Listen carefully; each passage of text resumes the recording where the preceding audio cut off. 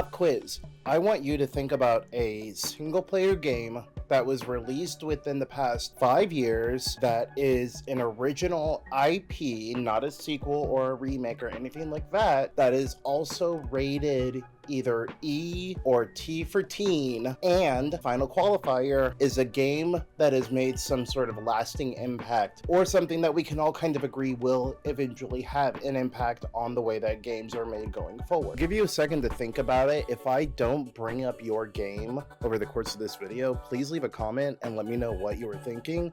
It'll all make sense here later, but yeah, I'm trying to get some informal information for this video. Also, as a little bit of context to this video and just something that I'm very curious about, so if you want to give me some information to help me be a better parent, I would really love it. So today I'm going to talk about single player games and why I had a slightly conspiratorial thought that Gen Alpha, my kids' generation, is going to be one of the last generations to get single player games. Alright, so second informal survey before we really get started, and this kind of also provides a little bit of background. So I have 4 kids. They're 10, 8, 6, and 4. They're all going to be turning 1 year older this year. Duh.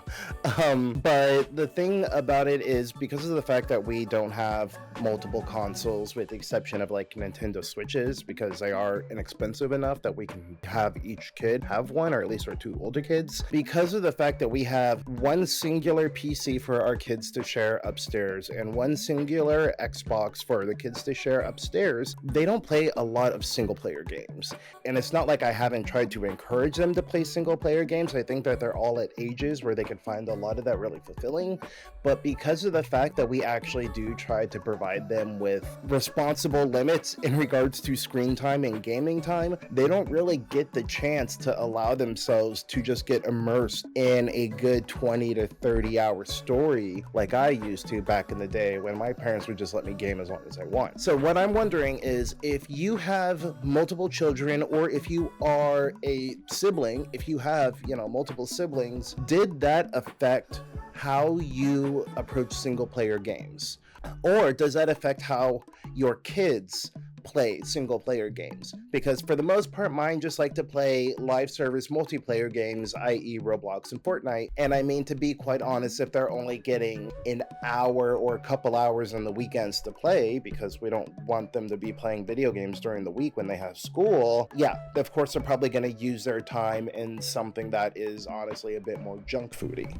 Let me know in the comments. I'm genuinely so curious about this, so I really hope this gets enough traction that we can get some discussions going in the comments below about all this. But let's get into the meat of what I wanted to talk about today. So as a millennial who grew up during what many people would call the golden age of gaming, and now I'm a parent of 4 wonderful, beautiful children myself, I find myself reflecting a lot on the experiences I had gaming wise when I was their age, and just how drastically different it is now, and for the worse. In the late 90s and early 2000s, because we didn't have the ubiquity of the internet, the gaming community was pretty much made of just several local communities with maybe some sort of unified connection to the larger internet itself. One example that I have personally of this was I was a member of my city's local Dance Dance Revolution group, and we would do things like have tournaments within our group to see who would represent Kansas City in other regional and soon to be national tournaments. Yeah, we went that hard. But now my kids are starting to approach like these really formative years where I had a lot of these core gaming experiences that defined my passion for this medium, and I was so excited to have my kids ready to have these same types of experiences in their own way, with their own games, their own IPs, and their own experiences and adventures. I was honestly expecting them to have their own golden age, but with like these insane graphics and like unbelievable mechanics and just like this awesome like future shit. But instead, my kids are one of millions who are growing up in a generation of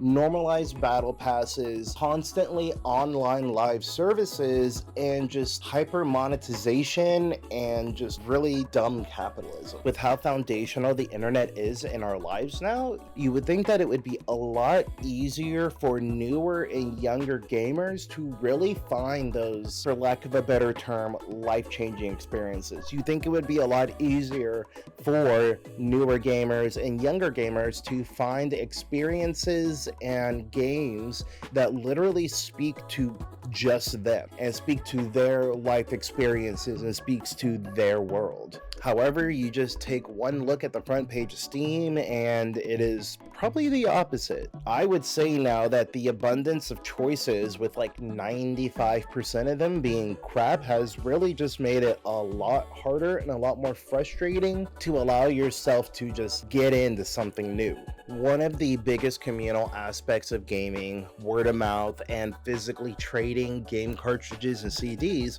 while not completely dead, has been more or less replaced with manufactured hype in order to get people excited for a game that's going to be dead within 2 years. Maybe this is old man yelling at digital cloud. I think that this personal touch in regards to finding new games now, the sense of discovery, the sense of having your friend come over absolutely just hyped out of their mind saying, yo, you need to play this. I want you to borrow this for a couple days and then get back at me. While there are still a lot of games that capture this feeling for me, I really do miss the days when having each new title just be a story, essentially just being its own book that I would complete from start to finish and then put it up on the shelf and then start a new one. It wasn't always about just the mechanics or even something about being able to play with other people. It was about the experience as a whole. It was about the music. It was about the gameplay. It was about the set pieces. It was about the story, the characters, the relationships that they develop. Like,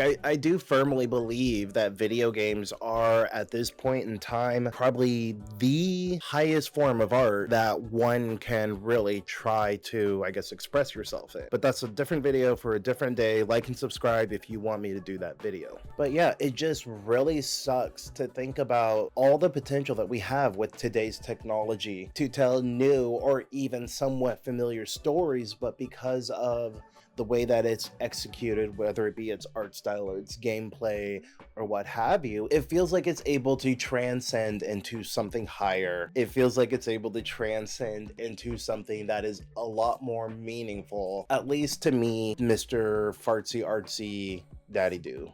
I don't know where that came from. What really adds to this complexity is a phenomenon that, I don't know, maybe I'm just seeing things, but it seems like the industry is really starting to shift itself to focus on two extremes. Either games for older gamers like myself that are primarily rated M4 mature, or for some reason, for younger gamers, it's either going to be a live service game like Fortnite or Roblox, or just some licensed baby stuff like Paw Patrol. No disrespect to Paw Patrol or anyone whose kids have played it. My kids have played it, but I think you know what I'm talking about here. I think the best example of what I'm talking about is a show like Avatar: The Last Airbender. So Avatar: The Last Airbender is a show that is for tweens, preteens, young adolescents, essentially young children that are starting to realize that the world is actually a lot more messed up than they were led to believe. They're starting to understand more mature themes about life, death, love, family, community, and I guess our duty to the world and the people that we love. It's like the old Simpsons meme. Okay, how many of you kids would like Itchy and Scratchy to deal with real life problems like the ones you face every day? And who would like to see them do just the opposite, getting into far-out situations involving robots and magic powers? So, you want a realistic, down-to-earth show that's completely off the wall and swarming with magic robots. That's right. Yeah, good. And also, you should win things by watching. You kids don't know what you want. That's why you're still kids, 'cause you're stupid. Now, where are the video game equivalents of those?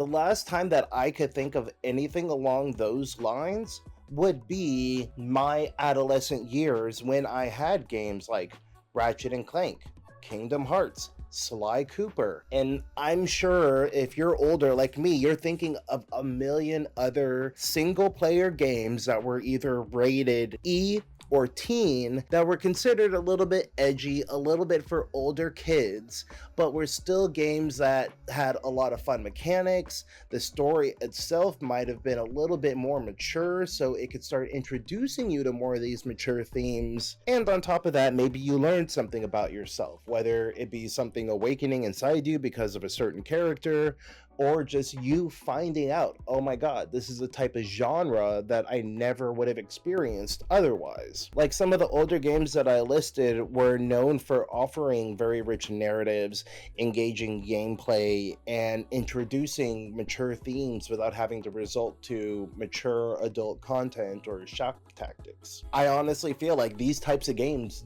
don't exist anymore. Alright, so you remember how at the beginning of this video I told you to think about a game that was rated between E and teen and blah blah blah blah blah. Alright, let's see if it's mentioned here in this list. Just to prove my point, I'm gonna list off a bunch of the most impactful games from when I was between 8 years old to about 11 and 12, so 1998 to 2001. These games that I'm about to mention were either completely revolutionary in their own right for obvious reasons, or they were the beginning of series or franchises that are either still running to this day, or just once again completely impacted the industry. And then we're going to do the same thing for 2020 to 2023. So let's start with the 90s and early 2000s. 1998, we have Final Fantasy Tactics, Xenogears, Panzer Dragoon Saga, Banjo-Kazooie, Spyro, Pokemon Red, and the Ocarina of Time.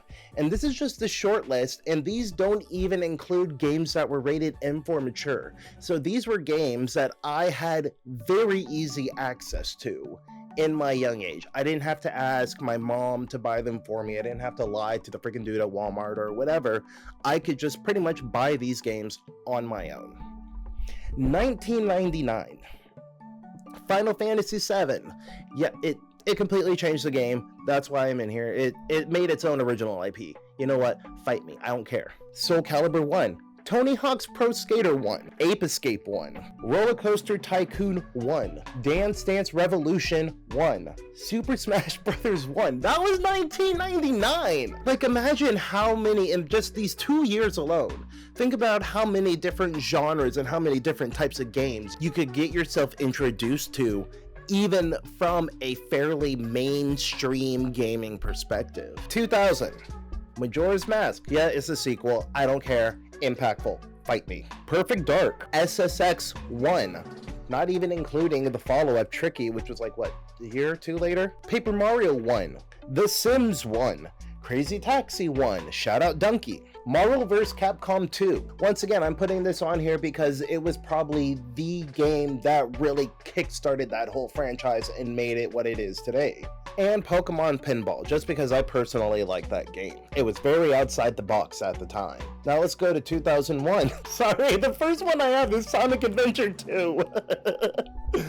Which, we got Shadow, so yeah, you know, it's impactful. We have Advance Wars, which is probably the reason that and Final Fantasy Tactics, that's why I ended up being a Warhammer player in my 30s. Golden Sun, Jak and Daxter 1, NBA Street 1, Pikmin. And this was also the year that Dwayne Flip Flop Johnson helped unveil the first Xbox. Imagine being a preteen during those years and literally just seeing the infinite possibilities of the future essentially just kind of being trickled right in front of you. And then we end up with the last couple of years. So this is going to be, once again, E to teen rated games that most people will agree left some sort of impact on the industry. And if I forget anything, leave it in the comments below, because once again, I know I missed some stuff. I want to know what I missed. I'm not even going to entertain the whole debate that the reason that these following years sucked was because of COVID. No.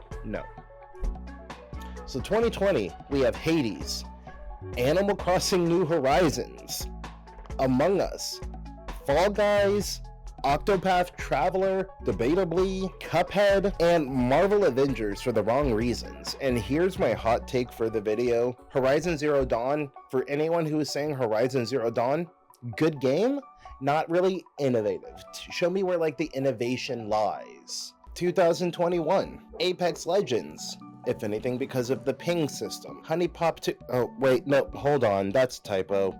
It Takes Two. It Takes Two.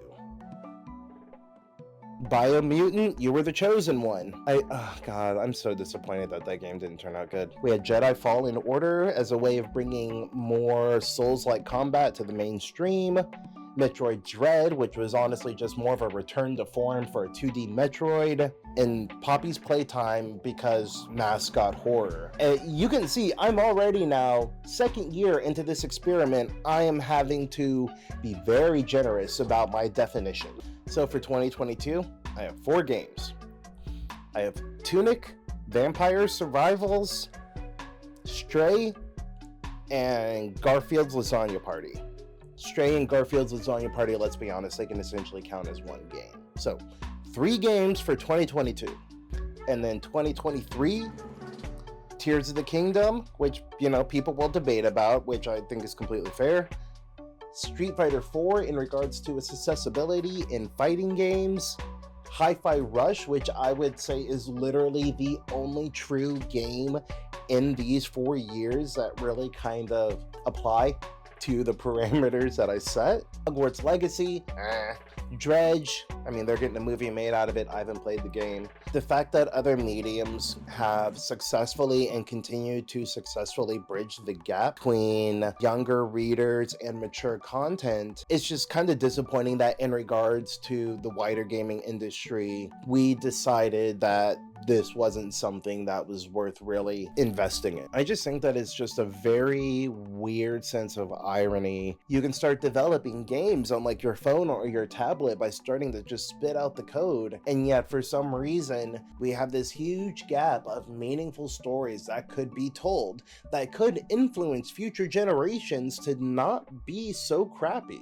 Like, imagine if they made a version of that one dating simulator game that got a lot of controversy a couple of years ago and showed how a lot of that Andrew Tate alpha nonsense just doesn't work. Release it for free. Have it be like a PSA or something like that, you know? An interactive PSA, choose your own adventure, and you're gonna lose every time because you're out here spitting that nonsense. Like I kind of briefly mentioned, I feel like the video game industry should view these types of games as investments in future generations. A lot of the games that I mentioned from 1998 to 2001, those were games that got me invested in gaming. Not just playing and buying the games, but also the technology behind it, the art behind it, the storytelling opportunities behind it. The second that it clicked for me, all I saw was just endless possibilities, and I still see it now. I think that by allowing these younger generations to have these types of experiences early, it allows them to develop appreciation for the different aspects of it. I've had so many discussions with my kids about different art styles and art history and things like that, not just from video games themselves, but like especially anime and manga. And through a lot of these discussions too, my kids have expressed their interest in trying to, I've tried loading up different things like RPG in a box and other node-based things to try to let them get their hands dirty, but it's still a little bit beyond their scope. But I'm starting to teach myself Godot 4, and I'm gonna just try to make like demos and stuff like that, so then that way I can try to help show my kids. So it's something I've always wanted to do, so why not try it now? Right now it seems like the industry is trying to age with millennials and Gen Z and trying to keep up with them, which it makes sense because that's going to be the group that has the most disposable income in today's economy. but I feel like in doing so, it leaves newer gamers, younger gamers, really with just like corporate table scraps. Like I said, live service games and multiplayer games that really prioritize continuous revenue streams over standalone immersive experiences. So I'm going to put on my tinfoil hat.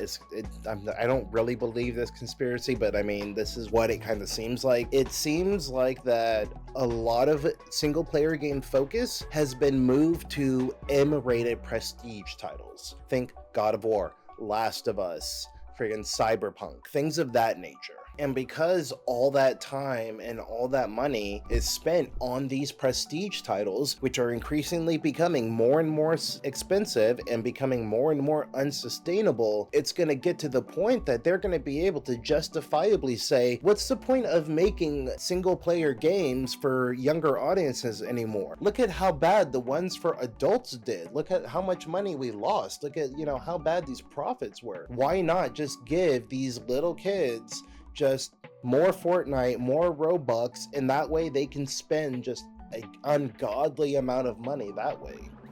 You kids don't know what you want. That's why you're still kids, because you're stupid. Like, yes, it is very tinfoily, but I at least feel like that with everything I stated beforehand and looking at a lot of what we have now, it's kind of hard not to at least see where I'm coming from, I'd say. Like I previously mentioned, other forms of media have managed to evolve while still catering to younger audience. So nostalgia for, the games of my youth and the experiences I had back then in a different time, I will not lie, it definitely colors or clouds the way that I view a lot of modern day titles. I mean, I want my children to feel and experience the same connection to the games or whatever they're interested in, really, like I had. But in defense of my nostalgia, I will at least say, to me, this is an example of what can be lost in the wider scope of things when we just continually focus on financial incentives, record numbers,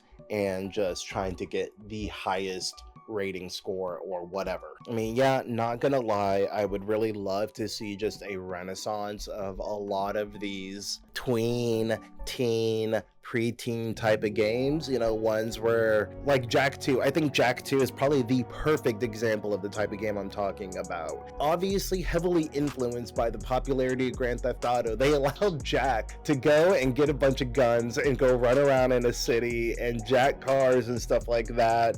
Not only was Jak finally talking and being edgy as shit, but I mean, it was also a story that had a little bit of environmentalism and a little bit of anti-fascist edge to it, and we had the guns and we had weapons, which also felt very inspired by like Ratchet and Clank and stuff like that. All right, so let's go ahead and wrap up, because insert whatever excuse a parent of 4 kids would have to leave. I would like to think and hope that the gaming industry will somehow kind of realize that there is this whole space of content where they could be telling really meaningful, impactful stories that would also cater to younger audiences. Because it's like I keep saying, you're investing in the future of your industry by giving younger and newer people that are coming into this medium examples of just what endless possibilities there are. It allows them to see that, hey, video games are more than just playing a game. It is the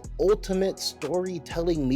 It is gaming is the ultimate form of self-expression if you ever go to the route of making just even your own little demo. Like, as much as I love the internet, it really sucks that the internet has taken over a lot of the traditional aspects of community that was very important to me growing up, bringing in the whole freaking debate about, third spaces and third places and whatnot. But I don't think it can really be emphasized enough, especially as a young child that is starting to develop their own interests and their own hobbies and things like that. Having a space, a safe space where you can go and allow yourself to kind of just get enveloped in said hobby, having other people to kind of teach and mentor you and really embodying that whole concept of it takes a village to raise a child. This is why if I ever get so lucky to do so, and this whole content creation thing works out for me, I would love to open up my own gaming cafe and store type stuff. I have my own ideas on how I would do it, I'll just say that much, but I really want to open up a space where especially more impoverished or minority children who don't normally have access to more expensive hobbies like tabletop gaming and miniatures and painting, or even learning how to make their own games, I want to create a space for them to be able to do that, because I believe that the children are our future. Sexual chocolate. Only millennials, I don't even know if a lot of millennials will get that joke. So yeah, this was pretty much just a old man yells at a cloud type of video. It was just something that's really been ruminating in my head a lot. It's obviously a little bit more raw, a little bit less prepared, but yeah, I just really wanted to know what other people were thinking about this, if other people kind of noticed this weird trend like I did, and yeah, what anyone else thinks. I feel like there's a big gap here, and I feel like that gap is intentional. I hope not, but I guess we'll have to see. So yeah, let me know if you had siblings. I was an only child, so let me know what it was like gaming when you had siblings.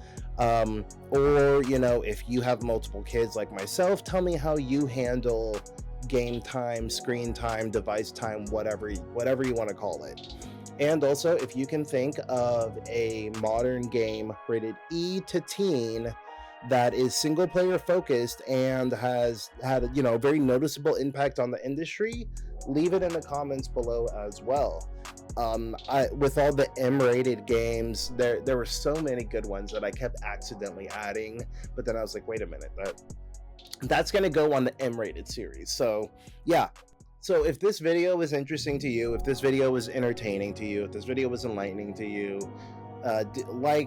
smash the like button, share it, subscribe it, share it to other people that might find it interesting as well. And if the type of content that I am putting out is interesting to you, please just join us for more. I'm about to hit 500 subscribers, and then it's going to be the big battle on getting all that watch time, and then I guess I can start trying to apply to the YouTube partnership program, which is absolutely crazy, but I couldn't have done it without you guys. So thank you times a million. I love this so much, and I've really been enjoying it. So I hope that I can continue to talk and entertain you guys for quite a while. So yeah, I'm gonna get started now. Bye.